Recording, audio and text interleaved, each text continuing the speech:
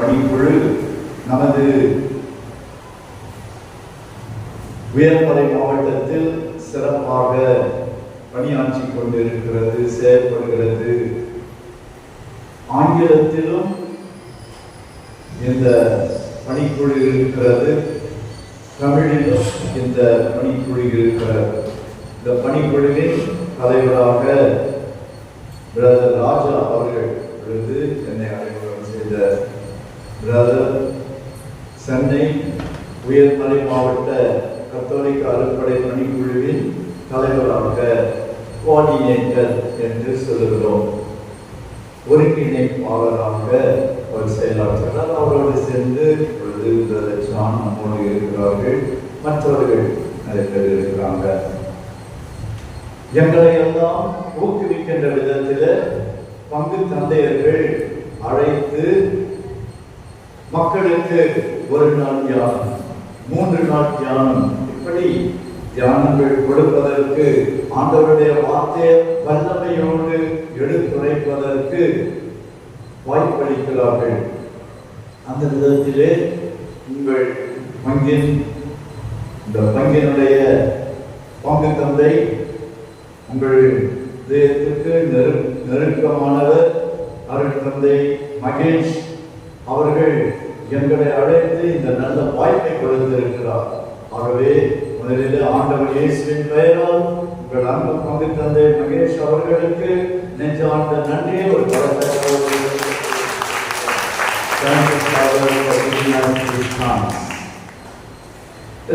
பார்த்தவர்களே, ஒரு பொருள் வாங்கும் பொழுது கடையில நல்ல கம்பெனி பொருள் வாங்கும் பொழுது, நல்ல பிராண்டு பொருள் வாங்கும் பொழுது கையில மேனுவல் ஒன்று கொடுப்பார்கள். எந்த பொருள் வாங்கினாலும் முதல்ல இதை நீங்க வாசிச்சு பாருங்க. தண்ணீர் சுத்தம் செய்வதற்காக இருக்கிற அந்த கருவி வாங்குறோம் நீங்க, அதுக்கு முன்னால் ஒரு மேனுவல் ஒன்று, கையேடு ஒன்று கொடுக்கிறார்கள். அதை வாசிச்சு பார்த்து அதுல இருக்கிறது போல நம்ம செய்யணும். மொபைல் வாங்கணும், அதுல கூட எப்படி நம்ம அதை ஸ்டார்ட் பண்ணணும், சார்ஜ் பண்ணணும், எல்லாம் அந்த கையெழுத்திலே நமக்கு கொடுக்கப்படுகிறது இல்லையா? அது போல கடவுள் தன்னுடைய திட்டங்களை எல்லாம், நம்முடைய நல்வாழ்வுக்கான திட்டங்களை எல்லாம் இந்த கையெழுத்திலே நமக்கு தருகிறாரு. அதன்படி நாம் செய்தால் சிறப்பாக வாழ முடியும், மிகுந்த பலனை பெற்று நாம் வாழ முடியும், சக்தி உடையவர்களால் நாம் வாழ முடியும், வல்லமையை பெற்றுக் கொள்ள முடியும் என்று கடவுள் இந்த புத்தகத்தை நமக்கு கொடுத்திருக்கிறாரு. இதுதான் அந்த மேட்டர். நாம் வாழ்வதற்கு இது மிக மிக மிக சிறந்த வழிகாட்டியாக நமக்கு இருக்கிறது. நம்ம அந்த சகோதரியே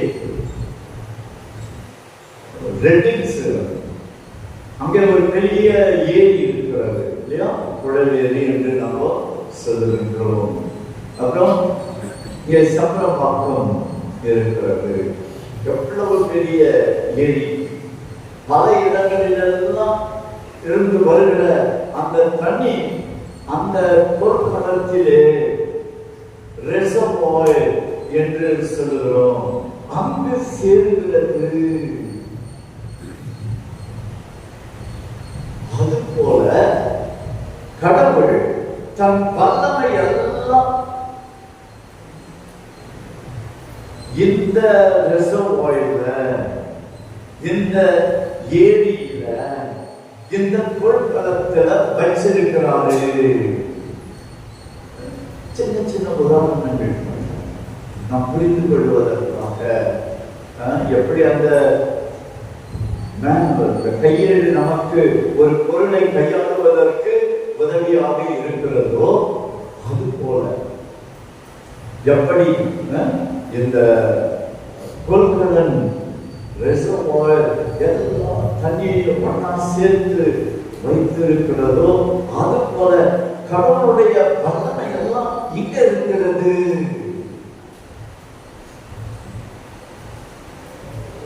கண்டிப்பா இங்க மட்டும்தான் இருக்குதா? அதுல நம்ம கடவுளை வரையறுக்க நான் யாரு, இவ்வளவுதான் ஆண்டவரை திறமை வல்லமை எல்லாம் அப்படின்னு சொல்ல முடியல. ஆதியிலே இருந்து வந்த வார்த்தை பாதியிலே நின்று விட்டால் வீதியிலே இருப்பவருக்கு என்னதாகும் அப்படின்னு சொன்னாங்க. வெறும் வார்த்தை அந்த வார்த்தையாகவே நின்றுவிடல. பிறகு வார்த்தை மனு உருவானான், நம்மிடையே குடிகொண்டார். அந்த மனிதனான ஆண்டவர் இயேசு தன்னையே தேவனத்தினை வழியாக நம்மோடு பகிர்ந்து கொள்கிறார். கடவுளுடைய வல்லமை இறை வார்த்தையில் இருக்கிறது, தேவனத்தினையில் இருக்கிறது. இவற்றுக்கெல்லாம் ஊற்றாக இருப்பவர் தான் தூய ஆவியார். தூய ஆவியார் தான் எல்லா வல்லமைக்கும் இருப்பிடம். அவரால் தான் இறை வார்த்தை, அவரால் தான் தேவனக்கருணை. இதை நாம் நன்றாக உணர்ந்து கொள்ளணும்.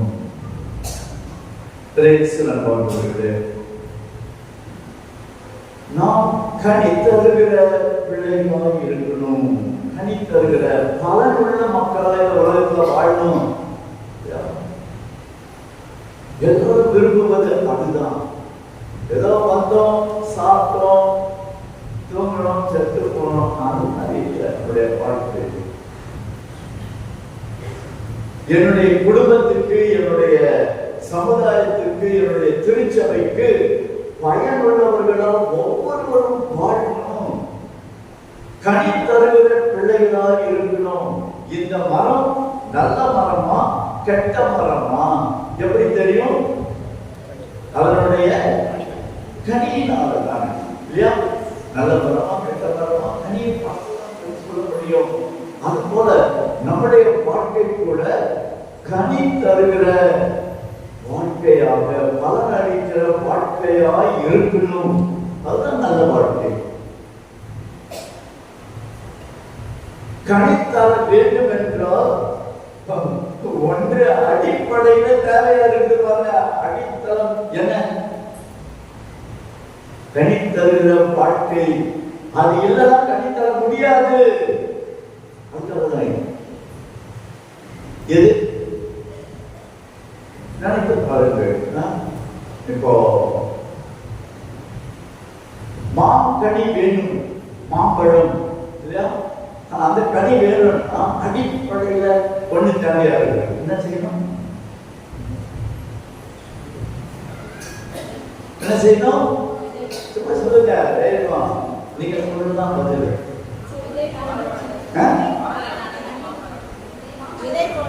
விதை விதைக்கணும். மாம்பழத்துல நீங்க விதைக்கணும். ஆண்டவர் இயேசு தெளிவா சொல்லிட்டாரு. அந்த விதை எது?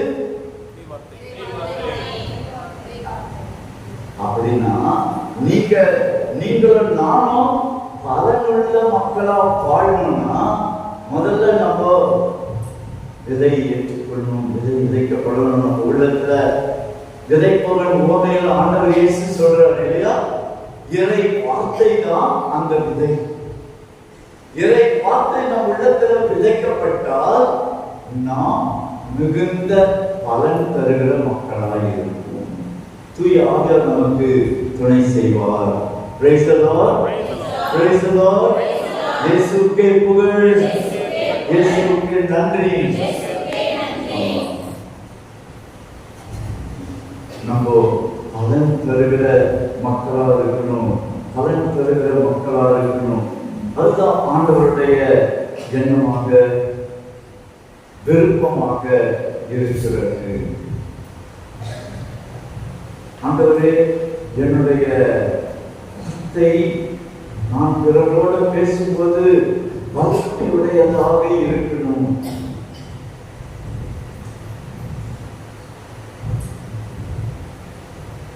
பிறருடைய கல்லான மனதை கூட உடைக்கக்கூடியதா இருக்கணும். என்னுடைய மனசுல நான் மாற்றணும், கல்லான மனசை மாற்றணும். அதுக்கப்புறம் தான் பிறகு அடுத்தவரோட பேசுறது. ஆனா அடுத்தவரோட பேசும் பொழுது அந்த மாற்றத்தை கொண்டு வரணும். ஆர்வம் இருக்கிறது நமக்கு. எதிர்பார்க்கிறோம். பெற்றோர் பிள்ளைகளிடம் பேசுகிறாங்க, என் பிள்ளைங்க நான் சொல்ற பேச்சு கேட்கணும் என்று. வாழ்ந்த சகோதரனே சகோதரியே, ஆண்டவருடைய வார்த்தை தான் அந்த சம்மட்டியாக இருக்கிறது. இதயத்தை உடைத்து பண்படுத்தக்கூடிய சம்மட்டியாக ஆண்டவருடைய வார்த்தை இருக்கிறது. ஆண்டவருடைய வார்த்தையை நான் சுமக்கலன்னா என் கையில் அந்த சம்மட்டி இருக்காது. எனக்கு அந்த ஆன்மை இருக்கும். எப்படி நாம் கனி தருகிற வாழ்க்கை வாழணும் அப்படின்னு விரும்புறேன். ஆனா பைபிள் வாசிக்கிறதுக்கு நேரம் இல்லை அப்படின்னா கனி தர முடியாது. ஏன்னா விதையே இல்லை. அதுபோலதான் என்னுடைய வார்த்தை இவருடைய உள்ளத்துல மாற்றத்தை ஏற்படுத்தணும் என்றால் நாம் ஆண்டவருடைய வார்த்தையை இருக்கணும். எரேமியா புத்தகம் 23ஆம் அதிகாரம் 29வது வசனம் சொல்லுகிறது. எரேமியா புத்தகம் 23ஆம் அதிகாரம் 29வது வசனம், என்னுடைய வார்த்தை தீய போல பற்றி எரியக்கூடியது.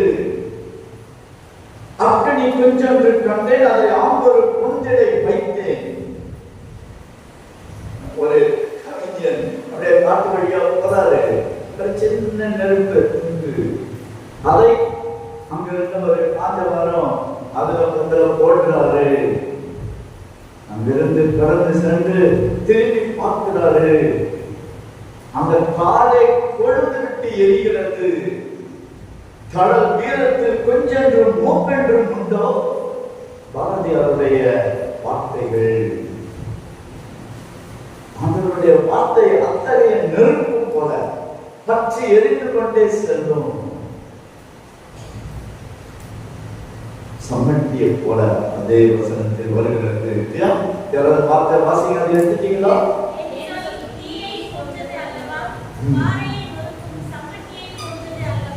ஆரையை கூட உடைக்கக்கூடிய சம்மட்டி போன்றது அல்லவா என் வார்த்தை என்று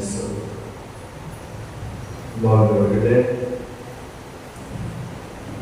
வளமோடு வாழ்வதற்கு, சக்தி நிறைந்தவராய் இருப்பதற்கு உணவு தேவையாக இருக்கிறது. அடிப்படையில உணவு தேவை.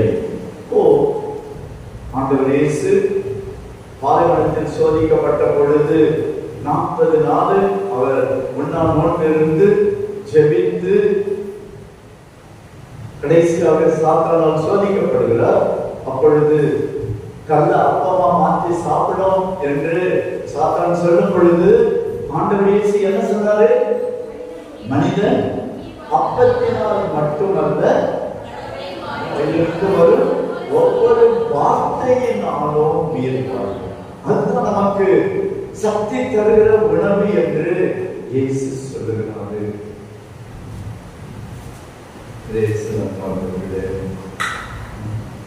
நமக்கு இந்த உணவு மிக மிக மிக தேவை. தினந்தோறும் நம்ம கர்த்தர் கற்பித்த ஜெபத்தில் ஆண்டவர் இயேசு சொல்லிக் கொடுத்த அந்த ஜெபத்தில் சொல்றோம், எங்கள் அன்றாட உணவை இன்று எங்களுக்கு தாரும் என்று. எந்த உணவு அது? இந்த உணவு தான். இந்த உணவு தான். இதை நாம் நினைத்து பார்க்கணும். ஒவ்வொரு முறை விண்ணுலகில் இருக்கிற எங்கள் தந்தை அந்த ஜெபத்தை நாம் சொல்லும் பொழுது, எங்கள் அன்றாட உணவை எங்களுக்கு தாரும் என்று சொல்லும் பொழுது நம் உள்ளத்துல உடனே ஞாபகத்துக்கு வர வேண்டியது இறை வார்த்தை தான். ஆண்டவரே, எங்கள் அன்றாட உணவை எங்களுக்கு தாரும் என்று நாம் சொல்லுவது இறை வார்த்தையை நாம் வாசிக்கிறோம். கடவுள் கொடுத்திருக்கிறார் இந்த பைபிள். அதனாலதான் வீட்டுக்கு ஒரு விவிலியம் அப்படின்னு சொல்லிட்டு இருந்தோம். இப்போ ஆளுக்கு ஒரு விவிலியம் இருக்கணும். ஏன்னா ஒவ்வொருத்தர்கிட்டையும் செல்போன் இருக்குது இல்லையா? வீட்டுக்கு ஒரு செல்போன் தான் போயிடுச்சு. இப்போ ஆளுக்கு ஒரு செல்போன் இருக்கிறது. அது போல ஆளுக்கு ஒரு விவிலியம், நாளுக்கு ஒரு அதிகாரமாக வாசிக்கணும். ஒவ்வொரு நாளும் அதுதான் எங்கள் அன்றாட உணவை இன்று எங்களுக்கு தாரும் என்ற ஜபத்தின் ஒரு நிறைவாக இருக்கும். அது உண்மையாக நிறைவேறுகிறதா இருக்கும். கண்டிப்பாக பசித்திருக்கிறவனுக்கு நாம் உணவு கொடுக்கணும். அது ஆண்டவருடைய சித்தம், அவருடைய விருப்பம். ஆனா அதையும் தாண்டி அதை பிடித்து இல்லை, இறங்கிருக்க உணவு கொடுக்க வேணாமா, பசித்திருக்கிறவனுக்கு சாப்பாடு வேணாம் அப்படிலாம் ஆண்டவர் சொல்லல. கண்டிப்பாக அது தேவை. ஆனா அதோடு நின்றுவிடக் கூடாது. அதை விட ஒரு படி அதிகமாக போய் தினந்தோறும் தினந்தோறும் ஆண்டவருடைய வார்த்தையை வாசிப்பேன், அதுதான் எனக்கு உணவு என்பதை நாம் உணர்ந்து கொள்ள வேண்டும். நம்ம அந்த சகோதரனின் சகோதரியே, திருப்பாடல் 2 திருப்பாடல் இறை வார்த்தையினுடைய வல்லமையை வெளிப்படுத்துகிற பல இடத்துல இறை வார்த்தையினுடைய வல்லமை வெளிப்படுகிறான். எரேமியா புத்தகத்திலிருந்து நான் சொன்னேன். அது போல ஏசாயா புத்தகம் 55ஆம் அதிகாரம் 10வது வசனம், இப்படி பல இடத்தில் இருந்தாலும் கூட 2 திருப்பாடல்கள் மிக மிக முக்கியமானது. அடிக்கடி நாம் வாசித்து சக்தியை பெற்றுக் கொள்ளணும். நம் உள்ளத்தில் அந்த ஆர்வத்தை, இறை வார்த்தை மீது கொண்டிருக்கிற தாகத்தை நாம் தூண்டி எழுப்பணும். திருப்பாடல் 19 1 திருப்பாடல் 19, இன்னொரு திருப்பாடல் 119. சரியா? திருப்பாடல் 19, இன்னொரு பாடல் 119. வாழ்ந்தவர்களே, 7வது வசனத்தில் இருந்து திருப்பாடல் 19 7வது வசனத்தில் இருந்து இங்கே ஆண்டவருடைய வார்த்தை அதனுடைய தலைமை பற்றி இங்கே குறிக்கப்பட்டிருப்பதை பார்க்கிறோம். 7வது வசனம், ஆண்டவரின் திருச்சட்டம் நிறைவானது, அது புத்துயிர் அளிக்கிறது, வாழ்வை, புதிய வாழ்வை தருகிறது. புத்துயிர், புதிய வாழ்வு. ஒவ்வொரு நாளும் கடவுளுடைய இரக்கத்தை நமக்கு பெற்று தந்து கொண்டே இருக்கிறது. புது புது புது இரக்கத்தை புலம்பலாரணத்தில் நம்ம வாசிக்கிறோம். ஆண்டவரே கிருபை இரக்கம் ஒவ்வொரு நாளும் புதுப்பிக்கப்படுகிறது. புது புது இரக்கம், புது புது அருட்கொடை, அதுதான் புத்துயிர் அளிக்கிறது. ஆண்டவரின் ஒழுங்குமுறை நம்பத்தக்கது, எளியவருக்கு அது ஞானம் அளிக்கிறது. கடவுள் என்ன விரும்புகிறாரு என்பதை அறிந்து கொள்ளவும், அவர் விரும்புவதை நாம் செய்வதற்கும் உறுதுணையாக இருக்கிறது தான் கடவுளின் ஞானம். இறை அச்சத்திலே நாம் வாழ்வதற்கு, வளர்ப்பதற்கு உதவியாக இருக்கிறது தான் அந்த ஞானம். அதுதான் ஆண்டவருடைய வார்த்தை இருக்கிறது.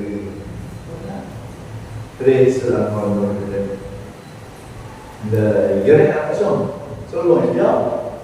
ஞானத்தின் தொடக்கம் எது? இறை அச்சம். தெய்வ பயமே ஞானத்தின் தொடக்கம். இறை அச்சம் புதிய மொழிபெயர்ப்பாக இருக்கிறது. இறை அச்சம் ஞானத்தின் தொடக்கம்.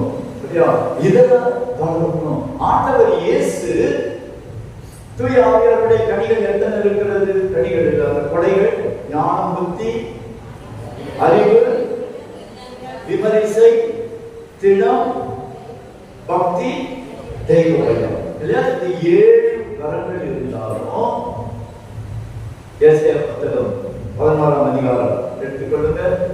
ஏசாயா புத்தகம் 11ஆம் அதிகாரம் எடுத்தீங்களா?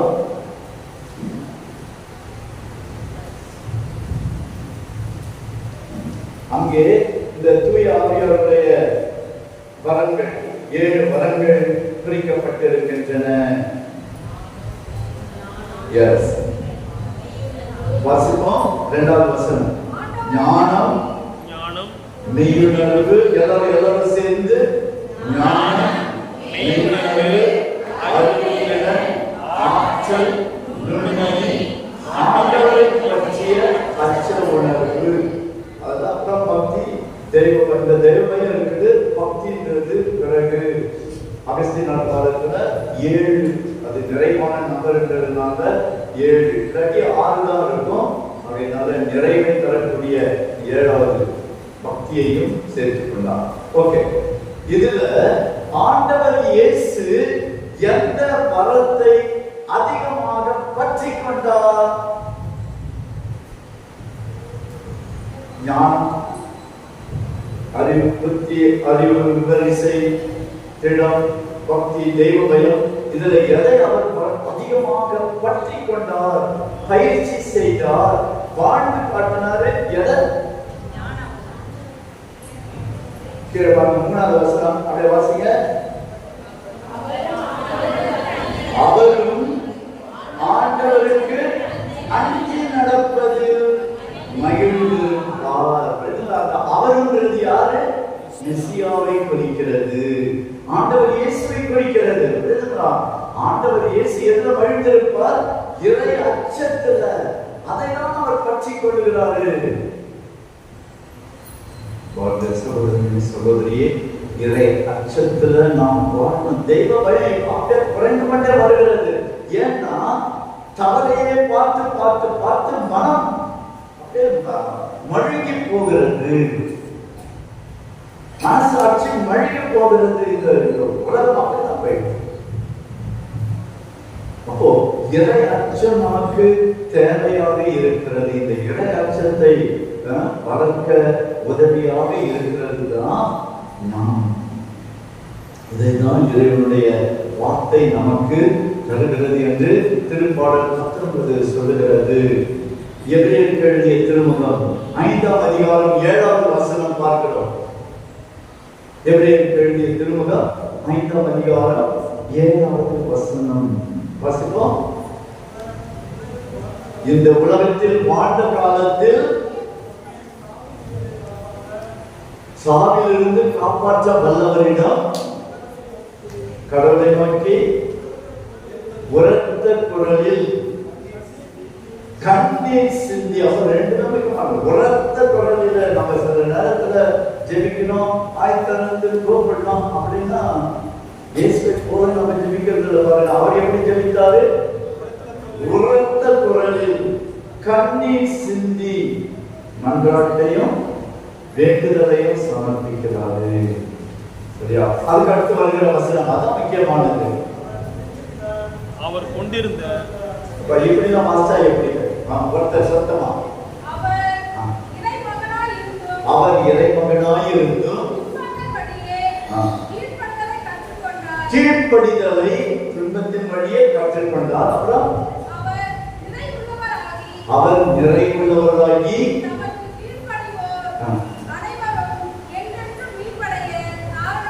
காரணமானார். அவர் இறை அச்சத்தின் பொருட்டு, அவருடைய இறை அச்சத்தின் பொருட்டு அந்த வார்த்தை வந்துதா? அவர் கொண்டிருந்த இறை பற்று கலந்த அச்சத்தை முன்னிட்டு, இறை பற்று கலந்த இறை அச்சத்தை முன்னிட்டு கடவுள் அவருக்கு செவிசாய்த்தார்.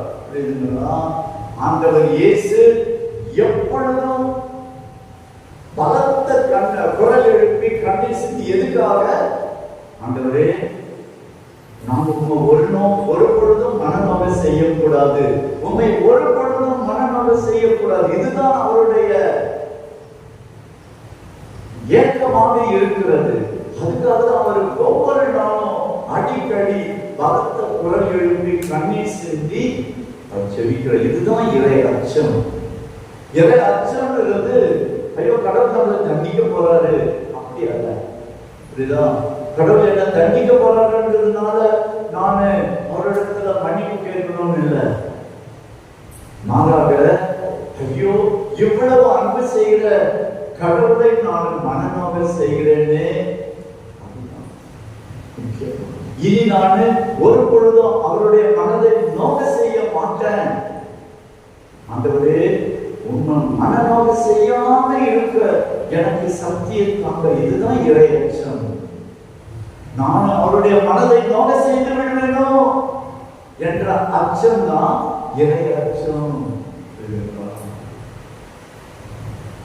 அந்த இறை அச்சத்தை முன்னிட்டு கடவுள் அவருடைய வேண்டுதலை கேட்கிறார்.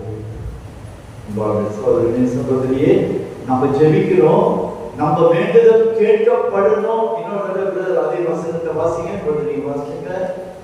அவர் கொண்டிருந்த இறை பற்று கலந்த அச்சத்தை, இறை பற்று கலந்த, இறை பக்தி நிறைந்த இறை அச்சத்தை முன்னிட்டு கடவுள் அவருக்கு செவி சாய்த்தார். கடவுள் அவருக்கு செவி சாய்த்தார். ரொம்ப முக்கியமானது. ஆக திருப்பாடல் 19 ஞானம் அளிக்கிறது என்று நாம் பார்த்தோம். முக்கியமானது இறை அச்சத்தோடு நாம் வாழ. அடுத்தது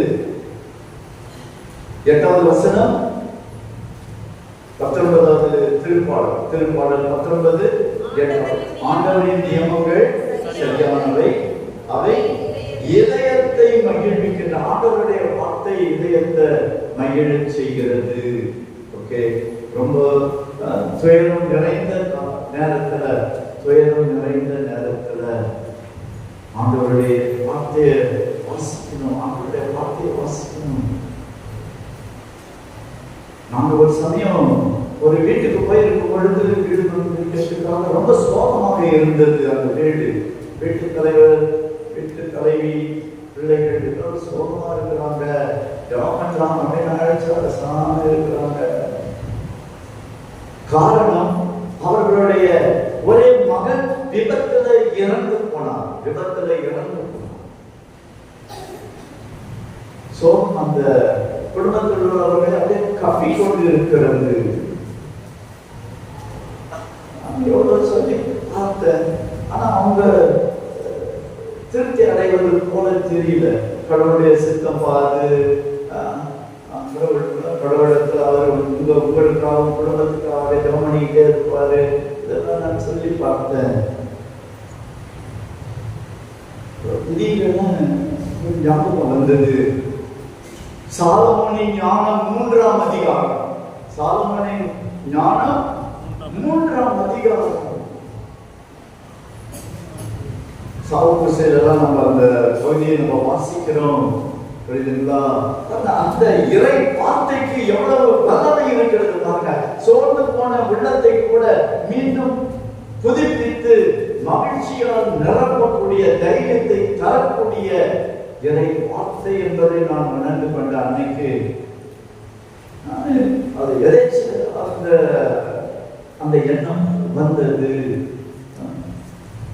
சாலமோனின் ஞானம் 3ஆம் அதிகாரம் எடுத்து வாசிக்க நீங்க எடுத்துக்கொண்டு என்ன பண்ணுங்க, 1-2-3 வசனங்களை வாசிப்போம்.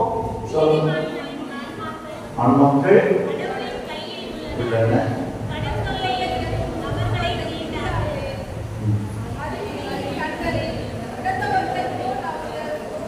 அறிவிலின் கண்களில் அவர்கள் தோன்றினாலும் நீதிமான்களின் பார்வையில. அப்போ இந்த பகுதியை நான் அப்படி வாசிச்சேன். தற்சமயம் அவங்க தண்டிக்கப்படுகிறது போல காணப்பட்டாலும் அவர்கள் இரவில அமைதியாக இருப்பாங்க. கொஞ்சம் தண்டிக்கப்பட்ட பின் நிறைவான மகிழ்ச்சியை அவங்க பெற்றுக் கொள்ளுறாங்க. அவர்களுடைய வார்த்தை அவர்களுக்கு சக்தியை கொடுக்கிறது, நம்பிக்கை கொடுத்தது. அந்த தகப்பன் முதல்ல முழங்கால் படியிட்டு ஃபாதர் ஜெபிக்கலாம் ஃபாதர் என்று சொன்னார். அவரோடு சேர்ந்து நானும் ஜெபிக்க முழங்கால் பட்டேன். அவரை தொடர்ந்து அவருடைய மனைவி, அவருடைய 2 பிள்ளைகளும் முழங்கால் பட்டார்கள், ஜெபித்தார்கள். சகோதரன் சகோதரி, என் மகிழ்ச்சி உங்களோடு இருக்கவும் உங்கள் மகிழ்ச்சி நிறைவு பெறவுமே இவற்றை உங்களுக்கு சொன்ன ஆண்டவருடைய வார்த்தைகள் நமக்கு மகிழ்ச்சி தரக்கூடியது.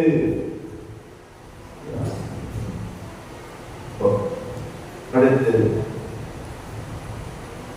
19வது திருப்பாடலை நீங்க தொடர்ந்து விதமாக வாசித்து பாருங்க. மிக அருமையான திருப்பாடல் இது. சூரியன் எப்படி ஆண்டவருடைய வார்த்தையை எடுத்து சொல்லுகிறதோ, ஆண்டவருடைய மகிமையை வெளிப்படுத்துகிறதோ, போற இடமெல்லாம் கடவுளுடைய மகிமையை வெளிப்படுத்தி கொண்டே செல்வது போல நாம் ஒவ்வொருவருமே ஆண்டவருடைய வார்த்தையை எடுத்து செல்லணும் என்று இந்த திருப்பாடல் அழைப்பு கொடுக்கிறது. திருப்பாடல் 119 சுருக்கமாக பார்த்தோம். மிக பெரிய திருப்பாடல். 150 திருப்பாடலில் மிக பெரிய திருப்பாடல் 119. 176 வசனங்கள் இருக்கின்றன. எத்தனை வசனம்? 176 வசனங்கள் இருக்கின்றன. ஓகே, இதுல என்ன சிறப்பம்சம்? ஒவ்வொரு வசனத்திலும் இறை வார்த்தை என்ற பெயர் இருக்கிறது. ஒவ்வொரு வசனத்திலும் இறை வார்த்தை பற்றி சொல்லப்படுகிறது. சரியா? அதுதான் சிறப்பு. ஆனா இறை வார்த்தைன்னு நேரடியாக அந்த பெயர் இல்லை. அந்த இறை வார்த்தைக்கு எத்தனை பெயர்கள் இருக்கின்றன, அதுக்காக தான் நான் இது உங்களோட பகிர்ந்து கொள்ளுகிறேன். சரியா? 119 அதை எடுத்துக் கொள்ளுவோம். முதலாவது வசனம், மாசற்ற வழியில் நடப்போர் பேர் பெற்றோர் ஆண்டவர் திருச்சட்டப்படி. அதான் அகலை பண்ணோம், திருச்சட்டப்படி. அப்போ இறை வார்த்தைக்கு இன்னொரு பேர் என்ன? திருச்சட்டம். அடுத்து 2வது வசனம், அவர் தந்த ஒழுங்குமுறை. புரியுதுங்களா? இறை வார்த்தைன்ற வசனம் இருக்கு, அந்த வார்த்தை இருக்காது. மரம் ஒழுங்குமுறை, இறைவன் தருகிற ஒழுங்குமுறை. ரைட்? ஒழுங்குமுறைக்கு அண்டர்லைன் பண்ணணும். முழு மனதோடு அவரை தேடுவோர் பேர் பெற்றோர். அநீதி செய்யாமல் அவரது வழியில், his way, the way, வழி. இயேசு சொன்னார், நானே வழியும் உண்மையும் ஜீவனுமாய், உண்மை வாழ்வுமாய் இருக்கிறேன் என்று சொன்னார். இல்லையா? அது அந்த வழி இறை வார்த்தை தான், இறை வார்த்தை தான். இதுவா இறை வார்த்தை, அந்த வழி அண்டர்லைன் பண்ணிக்கங்க. அப்புறம் ஆண்டவரே நீவும் நியமங்களை, நியமங்கள் அண்டர்லைன் பண்ணிக்கங்க. அப்புறம் உம்முடைய விதிமுறைகள். அடுத்த வசனம் 5வது வசனத்தில் விதிமுறைகள். இறை வார்த்தை, உம் வாக்கு நேரடியாக எல்லா இடத்திலும் இல்லை. ஆனா இத்தனை பெயர்களால அது குறிக்கப்பட்டு இருக்கிறது. இதைதான் திருப்பி திருப்பி திருப்பி இன்னும் இது முடியல. இந்த ஒரு பேராகிராஃப் முழுதும் 8வது வசனம் முடிய இருக்கிறது. 9வது வசனத்துல உம் வாக்கு என்ற வார்த்தையும் இருக்கிறது. பார்க்கிறோம். 6வது வசனம் உம் கட்டளைகளை. அப்போ கட்டளை அண்டர்லைன் பண்ணணும். புரியுதுங்களா? நேரடியாக உம் வார்த்தை என்று இல்லை என்றாலும் உம் கட்டளைப்படி. அப்புறம் நீதி நெறிகளை, நீதி நெறிகளை அண்டர்லைன் பண்ணிக்கணும். அப்புறம் விதிமுறைகளை. ஓகே, அதே மாதிரி 9வது வசனத்துல வாக்கை. இளைஞர் தான் மிக முக்கியமான வசனம் இது. இளைஞர்கள், இளம்பெண்கள், சிறுவர், சிறுமியர் எப்படி தங்கள் வாழ்க்கையை மாசு இல்லாமல் பாதுகாத்துக் கொள்ள முடியும்? உம்முடைய வார்த்தையை கடைபிடிப்பதால் அன்றோ. உம் வார்த்தை, ஆண்டவருடைய வார்த்தையை தேடுற பிள்ளைகளா இருக்கணும். அப்போ பிள்ளைகள் நல்ல பிள்ளைகளாக, குடும்பத்துக்கு ஆசீர்வாதமான பிள்ளைகளா, குடும்பத்தை தாங்குகிற பிள்ளைகளா இருப்பாங்க. 9வது வசனம். அதே போல 11வது வசனம், உமக்கு எதிராக நாம் பாவம் செய்யாதவாறு உமது வாக்கை என் இதயத்தில் இருத்தியுள்ளேன். ஒவ்வொருத்தரும் நாம் இதை சொல்லினா அதனால இப்படி இந்த திருப்பாடலை நாம் வாசிக்கும் பொழுது இந்த வார்த்தைகள் தான் திருப்பி திருப்பி திருப்பி இருக்கும். இறை வார்த்தையை குறிக்கின்ற வார்த்தைகள். ஆகவே ஒவ்வொரு வசனமும் இறை வார்த்தையை குறிக்கின்ற வசனமாக இருக்கிறது. இதுல 105வது வசனம் எடுத்துக்கொள்ளுங்க. 105வது வசனம் மிக அருமையானது. பலருக்கும் இந்த வசனம் தெரியும். என் காலடிக்கு உன் வாக்கே விளக்கு, என் பாதைக்கு ஒளியும் ஒளியே. அன்பார்ந்த சகோதரனே சகோதரியே, ஒருத்தருடைய வாழ்வையோ ஒளிவிக்கின்ற விளக்கு ஆண்டவருடைய வார்த்தை. குடும்பம் ஆஞ்சேசுன்னு இருக்குதுன்னு சொல்லுவாங்க. சில பேர் சொல்லுவாங்க பிளாட்ஃபார்ம்ல படுத்துட்டு இருக்கிறாங்க ஏழை மக்கள். அவங்க கூட எவ்வளவு சந்தோஷமாய் இருக்கிறாங்க, எவ்வளவு பிரகாசமாய் இருக்கிறாங்க. ஆனா சில பேருடைய வீடு கை நிறைய சம்பளம் இருந்து, வசதி இருந்து கூட, சொந்த வீட்டுல இருந்து கூட நிம்மதி இல்லாம அந்த குடும்பம் அப்படின்னா வெளிச்சமே இல்லாத குடும்பம் போல இருக்கிறது. நாம் பார்த்திருக்கிறோம் இல்லையா? எப்படி அந்த குடும்பம் மீண்டும் பிரகாசமா மாறும்? ஆண்டவருடைய வார்த்தை, ஆண்டவருடைய வார்த்தை, ஆண்டவருடைய வார்த்தை தான் நம்ம வாழ்க்கையை பிரகாசமயமாக்குகிற விளக்காக இருக்கிறது. நம்ம அந்த சகோதரனே சகோதரியே, லூக்கா எழுதிய நற்செய்தி 2ஆம் அதிகாரத்துல நம்ம பார்க்கிறோம். ஆண்டவர் இயேசு 12 வயசுல அவரு கோயிலே தங்கியிருக்கிறார். எல்லாருக்கும் இந்த நிகழ்ச்சி தெரியும். மாதம் சூசைப்படி தேடிட்டு வராங்க, கோயில பார்க்கிறாங்க. இயேசுடன் கேட்கிறார், மகனே ஏன் இப்படி செஞ்ச அப்படின்னு. இயேசு என்ன பதில் சொன்னா, என்னை ஏன் தண்டிக்க, நான் என் தந்தை அலுவல இருக்கணும்னு தெரியாதா உங்களுக்கு அப்படின்னு கேட்கிறாரு. அடுத்து வருகிற வசனம் மிக முக்கியமானது. 50வது வசனம் அண்டர்லைன் பண்ணணும். 2ஆம் அதிகாரம் 50வது வசனம். 50வது வசனம் என்ன சொல்லப்பட்டு இருக்கிறது? அவர் சொன்னதை அவர்கள் புரிந்து கொள்ளவில்லை. அவர் சொன்னதை அவர்கள் புரிந்து கொள்ளவில்லை. அவர்கள் சொன்னதை புரிந்து கொள்ளவில்லை. யாரு புரிஞ்சுக்கல? ஜென்ம பாவம் இல்லாமல் உற்பவித்த மரியா, அன்னை மரியா கூட ஆண்டவருடைய வார்த்தையை புரிஞ்சிக்க முடியல. இன்னும் தெரியாது. அவரோடு கூட இருக்கிறது சூசியப்பர். அவரை பற்றி விவிலியம் என்ன சொல்லுகிறது? நீதிமான், நீதிமான். அவர் கூட புரிஞ்சிக்க முடியல.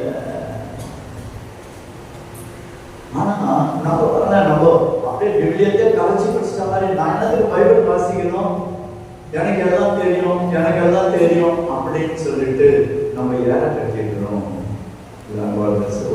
சகோதரியே, மாதாவுக்கே சூசையப்பருக்கே புரிஞ்சுக்க கொள்ள முடியலன்னா நாம தான் ஏமாத்துறோம். ஆனா மாதா ஒண்ணு செஞ்சாங்க. என்ன செய்தாங்க? இறை வார்த்தைய உள்ளத்தில் இருத்தி சிந்தித்து வந்தார்கள். இறை வார்த்தையை உள்ளத்தில் இருத்தி சிந்தித்து வந்தாங்க. ஆனா அந்த 50வது வசனம் அண்டர்லைன் பண்ணுங்க.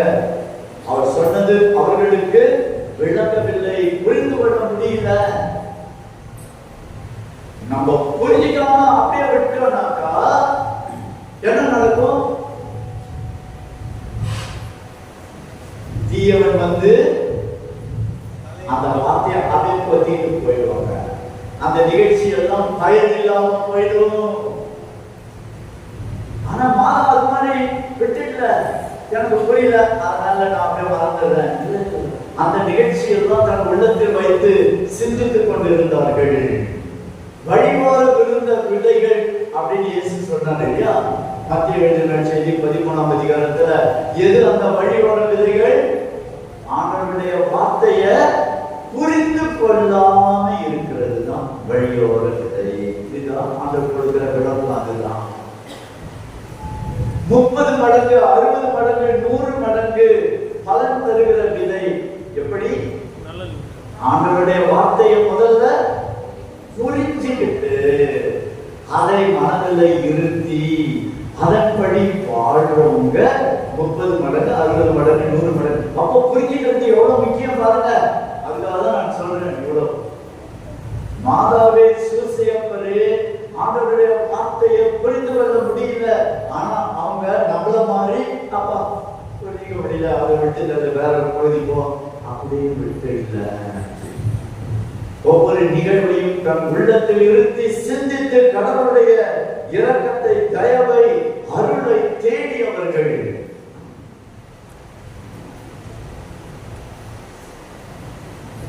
அதனால ஆண்டவர் இயேசு சொன்னாரு, நான் சொன்ன அந்த உவமையில புரியுதா?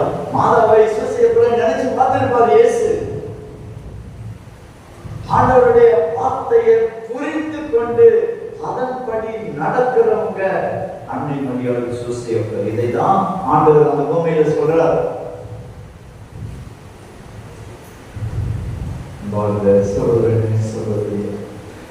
ஆண்டவருடைய வார்த்தையை எப்படி நாம புரிந்துக்கிறது?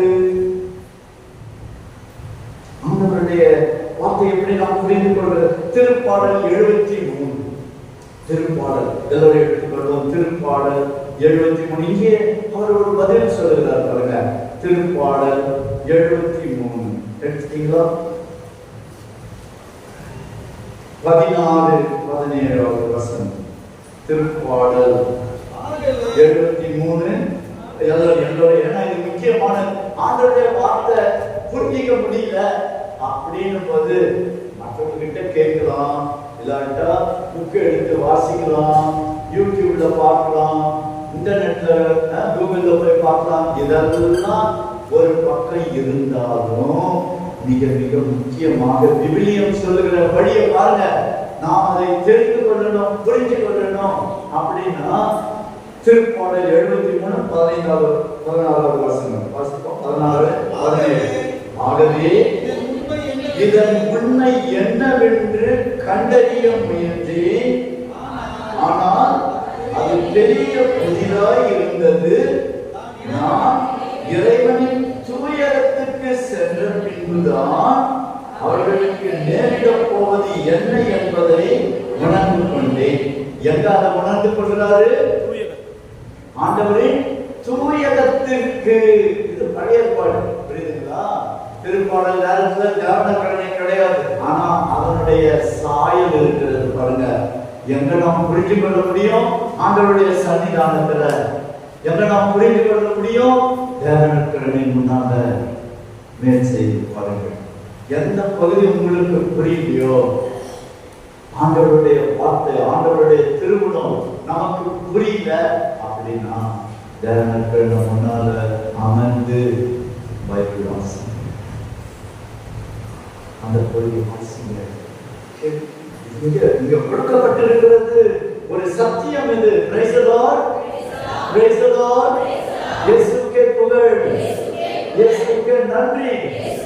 அவர் முன்னால இருந்து நாம் ஜெபிக்கும் பொழுது, தேவனுக்கு நம் முன்னால இருந்து இறை வார்த்தையை வாசிக்கும் பொழுது அதை புரிந்து கொள்ளுகிற சக்தியை நமக்கு ஆண்டவர் தருகிறாரு. சகோதரனே, சகோதரியே,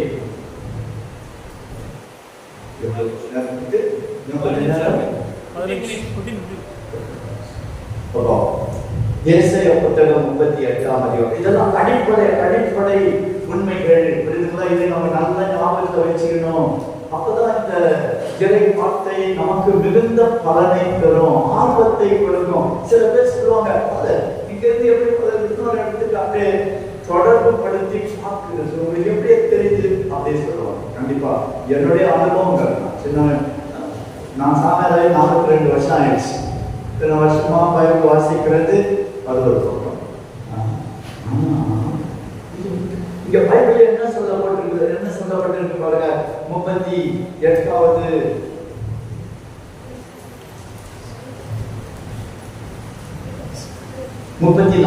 அதிகாரம், 34, 16, 34ஆம் அதிகாரம் எடுத்தீங்களா? இது முக்கியமானது. அதனாலதான் நம்ம நிறுத்தி நிதானமா இதை வாசித்து தெரிஞ்சுக்கொள்ளணும். இது ஆண்டவரின் ஏட்டுச்சுருளை ஆய்ந்து படியுங்கள். எதுவுமே தனித்து விடப்படுவதில்லை. Praise the Lord. Praise the Lord. இயேசுவுக்கே புகழ். இயேசுவுக்கே நன்றி. எதுவுமே தனித்து நம்ம ஒரு வார்த்தை வாசிக்கும் பொழுது அதன் விளக்கம் நம்ம புரிந்து கொள்ளுதல்னு சொன்னோம் இல்லையா? மாதவா புரிஞ்சிக்க முடியல அப்படின்னு சொல்றோம். ஆனா நம்ம எப்படி அதை எடுத்துக்கொள்ளணும்? மாதவக்கே புரிஞ்சுக்கல முடியலப்பா, ஆம்பளை போய் நீங்க என்ன மணங்குறீங்க அப்படின்னு குதர்க்கமாக பேசுறவங்க இருக்கிறாங்க. எதுவும் தனித்து விடப்படுவதில்லை. அதுக்கு அர்த்தம் வேற இடத்துல இருக்குது. விதைப்பவன் ஓமையம் பாரு, அவங்க 30 மடங்கு 60 மடங்கு 100 மடங்கு பலன் கொடுக்கிறாமா அது அப்படின்றது நாம் கண்டுபிடிப்போம். Praise the Lord. Praise the Lord. இயேசுவுக்கே புகழ். இயேசுவுக்கே நன்றி.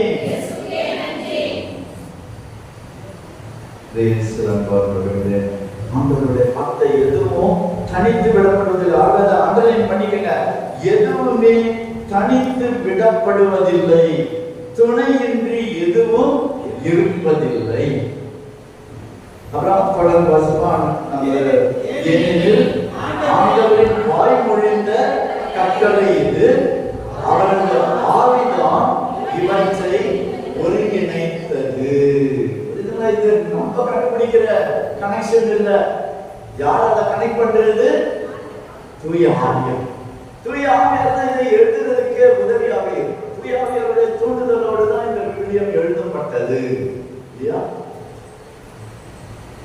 அன்பார்ந்த சகோதரனின் சகோதரியே, என்னோட எழுந்து ஒரு பாடல் பாடுவோம். பாட்டு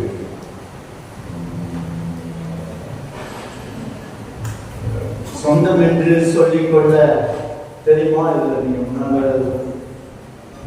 வார்த்தைங்க இருக்குதா என்னன்னு தெரியல. நல்ல பாட்டு தான் இது. சொந்தம் என்று சொல்லிக்கொள்ள உன்னை விட யாரும் இல்லை, சொத்து என்று அள்ளிக்கொள்ள உன்னை விட ஏதும் இல்லை. எல்லாம் சொந்தம் என்று சொல்லிக்கொள்ள உன்னை விட யாரும் இல்லை, சொத்து என்று அள்ளிக்கொள்ள உன்னை விட ஏதும் இல்லை. மீண்டும் ஒருமுறை. சொந்தம் என்று சொல்லிக்கொள்ள உன்னை விட யாரும் இல்லை, சொத்து என்று அள்ளிக்கொள்ள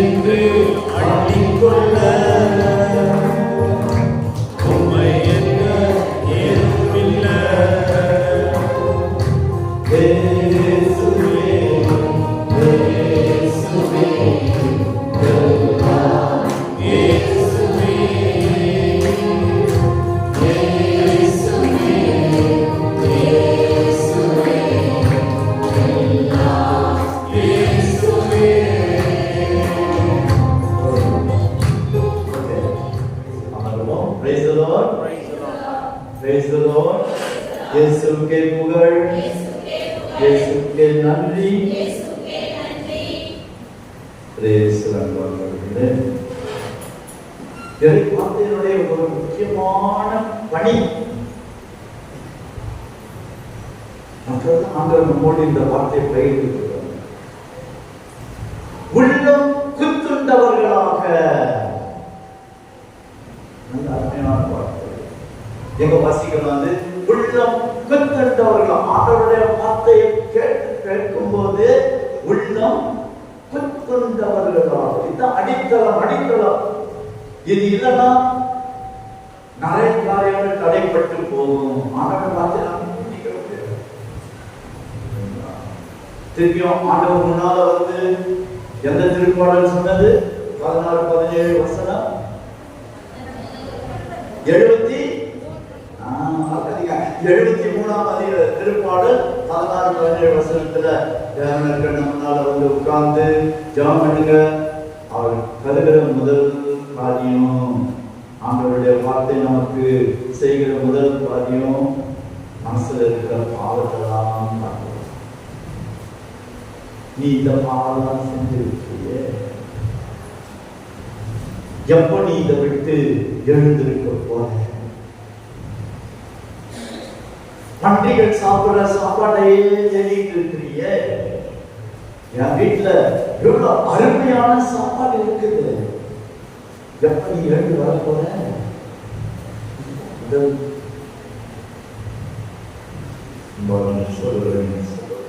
கட்சி ராஜா அவர்கள் பிறகு உங்களோடு பகிர்ந்து கொள்வாங்க. மன மாற்றத்தை கட்சி, மன திரும்புதலை கட்சி. ஆனா இதை வார்த்தை நமக்கு ஒரு முக்கியமான காரியம்.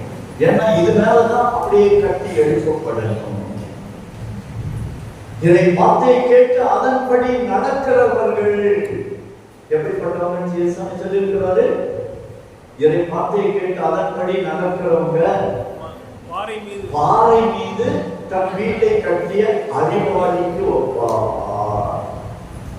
இதை வார்த்தையை கேட்டு அதன்படி நடக்காதவங்க மணல் மீது வீட்டை கட்டி. அது ஆண்டவர் இயேசு மலைப்பொழிவுல சொன்ன ஓமை. யாக்கோபு சொல்றாரு, ஆண்டவருடைய வார்த்தையை வாசிச்சு அதன்படி நடக்காதவங்க எப்படிப்பட்டவங்க? தன்னுடைய முகத்தை கண்ணாடியில பார்த்துட்டு தலைமுடியெல்லாம் அலங்கோலமா இருக்குது அப்படின்னு தெரிஞ்சு கூட அதை திருத்தாம அப்படியே போயிடும்.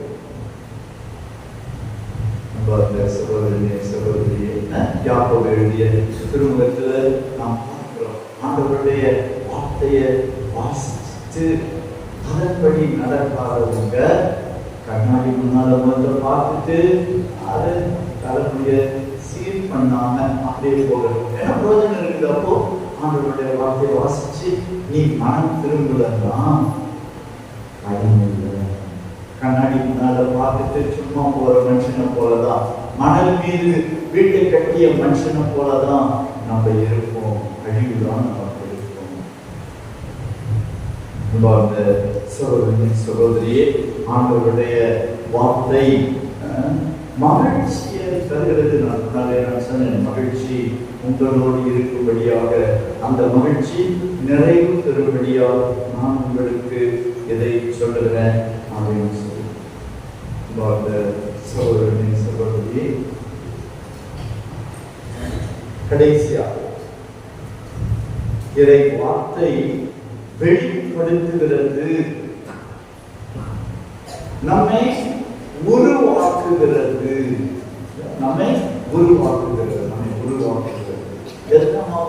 உருவாக்குகிறது இயேசுவாக உருவாக்குகிறார். எதுக்காக நம்ம நன்மை வாங்குறோம்? தினந்தோறும் நன்மை வாங்குறோம். சில பேர் தினந்தோறும் நன்மை வாங்குவாங்க, சில பேர் ஞாயிற்றுக்கிழமை தோறும் நன்மை வாங்குவாங்க.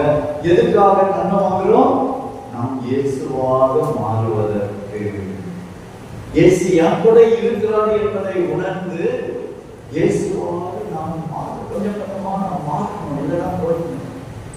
அதே போலதான் இறை வார்த்தை இறை வார்த்தை நமக்கு எதுக்காக கொடுக்கப்படுகிறது? நம்முடைய வார்த்தை இறை வார்த்தையா மாறணும். நம்ம வார்த்தை இயேசுவை போல இருக்கணும். இயேசு போல இருக்கணும். நம்ம அந்த சகோதரனே சகோதரியே, இயேசுக்கு இயேசு கிறிஸ்து என்று சொல்லப்பட்டிருக்கிறார். கிரைஸ்ட் அப்படின்னா என்ன அர்த்தம்? கிறிஸ்து என்றால் என்ன பொருள்? கிறிஸ்து என்றால் திருப்பொழிவு செய்யப்பட்டவர், அருள்பொழிவு செய்யப்பட்டவர் என்று பொருள். அப்போ கிறிஸ்தவன் அப்படின்னா என்ன அர்த்தம்? அருள்பொழிவு செய்யப்பட்டவர், தூய ஆவியால் அபிஷேகம் செய்யப்பட்டவர். இப்ப நாம் ஒவ்வொருவருமே கிறிஸ்தவள் அப்படின்னா என்ன அர்த்தம்? திருப்பொழிவு செய்யப்பட்டவள், தூய ஆவியால் அபிஷேகம் செய்யப்பட்டவர் என்று பொருள். எதுக்காக? கிறிஸ்துவை நம்மிலே உருவாக்குவதற்காக. இது கையில இருக்கிறதே எதுக்காக? இந்த விவிலியத்தை நீங்க கையில பிடிங்க. இந்த விவிலிய புத்தகம் உங்களை தாங்கிக் கொள்ளும்.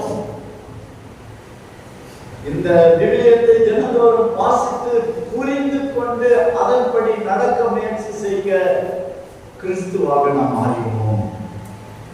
அதனால்தான் இந்த புத்தகம் நாம் கிறிஸ்துவாக மாறணும். சுருக்கமாக இதை நான் சொல்றேன். கிரைஸ்ட் அப்படின்றது CHRIST. அப்போ இதை வாசிக்கும் பொழுது முதலாவது சி challenges. சரியா? இறை வார்த்தை நமக்கு சவாலை தருகிறது. இறை வார்த்தை நமக்கு சவாலை தருகிறது. சில இளைஞர்களுக்கெல்லாம் சவால்கள் இருந்தால்தான் அவங்க வாழ்க்கை ருசிகரமா இருக்கும். இல்லைனாக்கா போர் அடிச்ச வாழ்க்கை தான். எப்பொழுதும் ஒரு த்ரில்லா இருக்கணும் அப்படிதான் விரும்புவாங்க. நம்ம அந்த சகோதரனே சகோதரி, இறை வார்த்தை நம்மளால நிறைய சவால்களை வைக்கிறது. இயேசு அதை வாழ்ந்து காட்டி இருக்கிறாரு. அதன்படி வாழ நமக்கு சவாலை முன்வைக்கிறாரு. நான் ஜெபித்தது போல நீ ஏன் ஜெபிக்க கூடாது? நான் மன்னித்தது போல நீ ஏன் மன்னிக்க முடியாது? நான் அன்பு செய்தது போல நீங்க அன்பு செய்ய முடியாது. எத்தனை எத்தனை சவால்களை இறை வார்த்தை நம் முன்னால வைக்கிறது. CH for healing.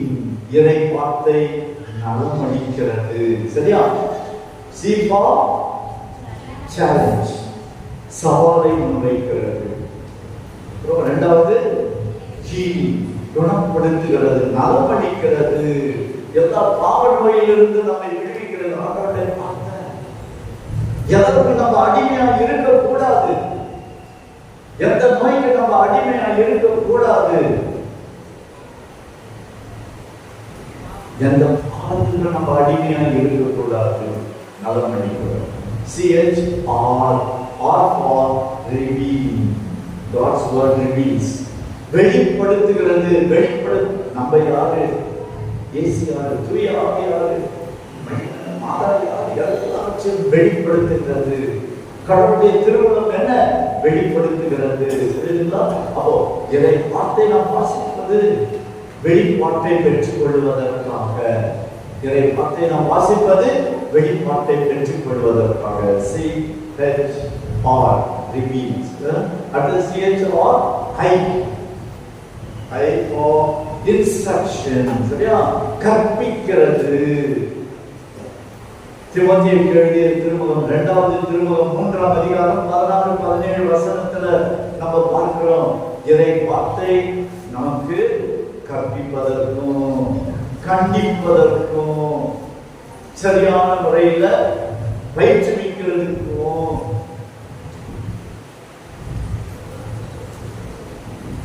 நல்லதை செய்ய பயிற்றுவிக்கிறதுனால அதை எடுத்துக்கொள்ளுங்க. தீமோத்தேயுவுக்கு எழுதிய திருமுகம் 2வது திருமுகம் 3ஆம் அதிகாரம் 16-17 வசனங்கள்.